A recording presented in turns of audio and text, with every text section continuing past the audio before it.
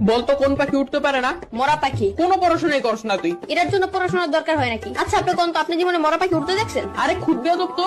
এই তোর নাম কি? কত গুরানকে মরা পাখি উঠতে পারে? এই তুই থাকুস কই? আমার বাসায় থাকি। বদমাইশ, তোর বাসা কই এটা জিজ্ঞেসি। না আপনি জিজ্ঞেসেন আমি কই থাকি। আজব তো, এবার কত তোর বাসা কই? আরে আমি যেখানে থাকি ওই জায়গায় আমার বাসা। তোর কিন্তু আমি মাইর দিমু। পড়া তো পারস না, আবার তেরামি করস। কেন কোন পড়া পারি নাই আমি? ওইদিন তোর একটা অঙ্ক জিজ্ঞাসিলাম, পারস নাই। কোন অঙ্ক পারি নাই? ধরেন এখন। ধর তোর কাছে 20 টাকা আছে, তুই 10 টাকা তোর বন্ধুরে দিলি, তোর কাছে কয় টাকা থাকে? আপনি অঙ্ক বাদ দেন, আমি কে তুই বললেন যে 10 টাকা দিয়া দিমু? এই যে কোথায় কোথায় বেয়াদবি করস। এত সহজ অঙ্ক ধরলাম তাও পারস না। কি পড়স তুই? শার্ট পরি, প্যান্ট পরি, গেঞ্জি পরি, জুতা পরি। ওই সার করতে হইব না, মাথায় জ্ঞান বুদ্ধি বলতে কিছু নাই তোর। আপনার চেয়ে বেশি আছে। আবার তেরামি করস। কেন আমি কি? আপনি আমার বুদ্ধি পরীক্ষা করে দেখেন। তাইলে কর, সমুদ্রের মাঝখানে একটা লেবু গাছ থাকলে তুই লেবু কেমনে আনবি? বাজার থেকে কিনে আনবো। আর আমি বুঝাইতে চাইতেছি যে ওই গাছ থেকে লেবু কেমনে আনবি? ডানা দিয়ে উইরা উইরা। তোর তো ডানাই নাই, ডানা কি তোর বাপে লাগাইবো? সমুদ্রের মাঝখানে লেবু গাছ কি তোর বাপে লাগাইবো?